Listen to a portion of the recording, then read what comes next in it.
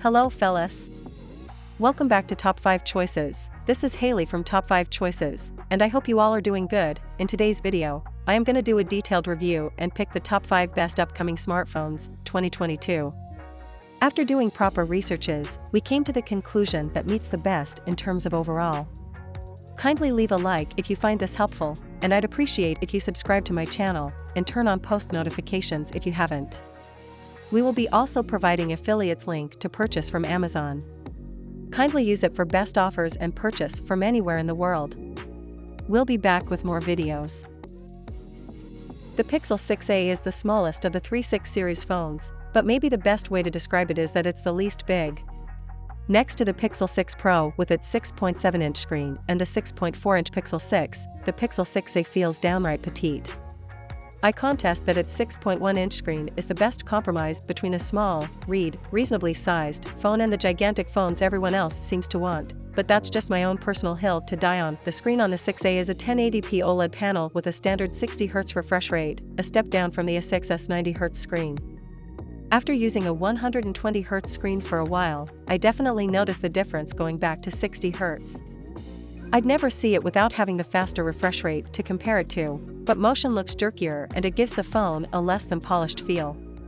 Still, LCD panels are quite common in the $500 and below class, so the richer contrast of an OLED is welcome here. It's not terribly comfortable to use outside in direct sunlight either, but it gets bright enough to be usable. The 6a includes 128GB of storage, with no card slot for expansion, and 6GB of RAM. That's the only variant, and it has 2GB less RAM than the base model Pixel 6. For day-to-day use, this doesn't seem to impact performance. The system feels responsive as I jump between tasks, and apps stay open in the background long enough not to frustrate me. The Pixel 6's 12-megapixel f/1.7 main camera is borrowed from the Pixel 5a, with a couple of Tensor-enabled benefits. The 12-megapixel ultra-wide camera is the same as the one on the Pixel 6 and 6 Pro, and it's good but unremarkable. It's more symbolic than anything that the 6a doesn't use the new 50-megapixel sensor from the Pixel 6 because, in reality, photos from that new high-res sensor aren't dramatically better than that of the older camera. Photos from the 6a look like photos from a Pixel camera, contrasty with a slightly cool white balance and vivid colors that don't cross into oversaturated territory. If you like the Pixel photo aesthetic, then you'll like the 6's camera. If you prefer warmer tones, then you'll be happier with the Samsung Galaxy A53 5G. Tensor enables a few interesting camera features on the 6a, which are sometimes good, but they're not so good that they'll change your mind about how you like your images processed. The rear panel does not have a matte finish that most manufacturers seem to be going for these days, but instead uses a glossy finish. It's made out of Corning's Gorilla Glass 5 and has a raised camera module, which is fused with the rear glass panel itself. It all feels premium and looks very unique compared to everything else that I've seen in this price segment. Oppo also claims that the Reno 8 Pro has an official IP54 rating for dust and water resistance, which is good to see at this price point. The frame is made out of metal, but the phone feels surprisingly light, 183g, especially given its large footprint. The main reason for the large footprint of the phone is the 6.7-inch Full HD Plus AMOLED display. The company has retained the flat display design from the Reno 7 Pro 5G, which seems like a good move, and the Reno 8 Pro 5G uses Corning's Gorilla Glass 5. The display has thin bezels all around but gets extra thin around the sides, giving the phone a very modern look. The fingerprint scanner embedded into the display worked reliably during my initial use. The display offers a 120Hz refresh rate, which should be useful when playing certain games. There are also stereo speakers, which Oppo claims should provide an immersive experience while gaming and watching videos. The phone has MediaTek's Dimensity 8100 Max SoC, which has been customized by Oppo.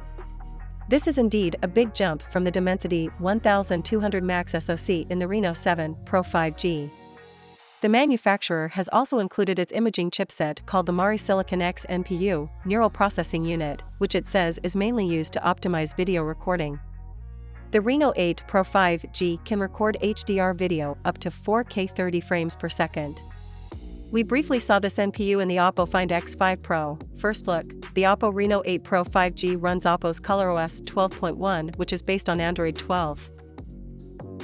nothing has graced the Phone 1 with a 6.55-inch Full HD Plus OLED panel, boasting a 120Hz high refresh rate, along with HDR10 Plus compatibility and 10-bit color support. The screen is surrounded by a not insignificant bezel, but it claws back some aesthetic points by sporting a consistent thickness all the way around, something that's not always a given and not easy to achieve from an engineering standpoint, made possible by Nothing's decision to use a flexible OLED in place of a less expensive rigid panel.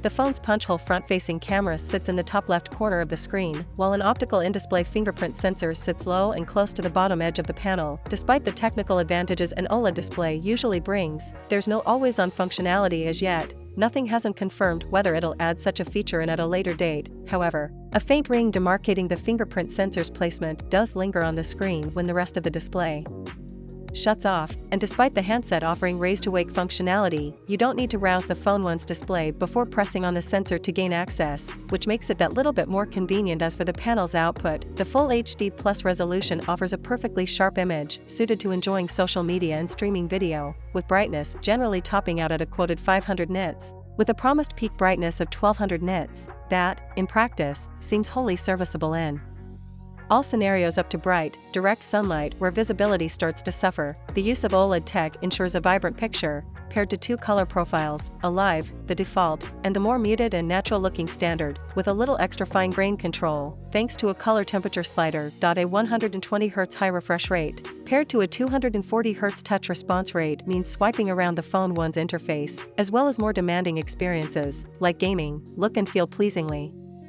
snappy. This comes paired with a base 8GB RAM, but the top-tier model can be had with 12GB, while that denotes the inclusion of wireless up to 15W and reverse wireless up to 5W charging support. Despite running on more modest silicon than conventional flagship phones, real-world use shows that Nothing's gamble pays off, at least in part. Poco F4 GT with a 6.67 screen. The Poco F4 GT is a rather large smartphone. The thickness is 8.5mm, so it is certainly not the thinnest model out there, and the weight is also significant, 210 grams. In short, it is a large smartphone, certainly not easy to use with one hand. The finish is at least not slippery, which helps if you want to use it without a case. Poco did a nice job of reducing the bezels around the screen, and the AMOLED panel is pretty much the absolute star, apart from the small hole for the front camera. All around we have a flat edge, which we're glad to see and hope to see more from smartphones. We did notice the lack of a flush transition between the glass and metal on the sides of the phone.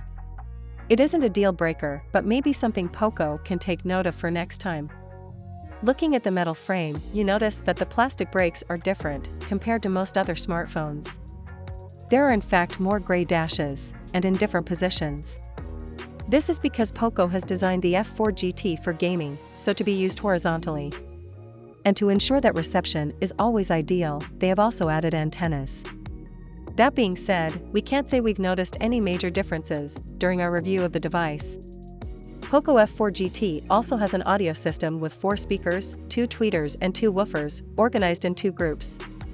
The maximum volume is very loud, the sound is clean, and the audio spectrum is relatively wide for a phone.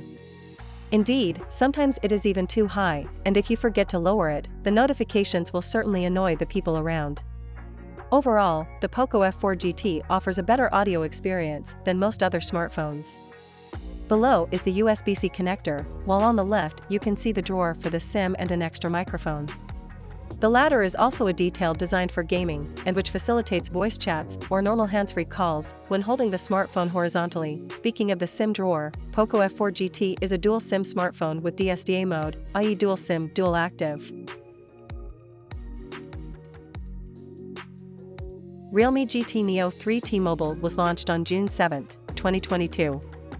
The phone comes with a 120Hz refresh rate 6.62-inch touchscreen display. Realme GT Neo 3T is powered by a 1.8 GHz octa-core Qualcomm Snapdragon 870 processor that features 1 core clocked at 3.19 GHz, 3 cores clocked at 2.42 GHz, and 4 cores clocked at 1.8 GHz. It comes with 8 GB of RAM. The Realme GT Neo 3T runs Android 12 and is powered by a 5000 mAh non-removable battery.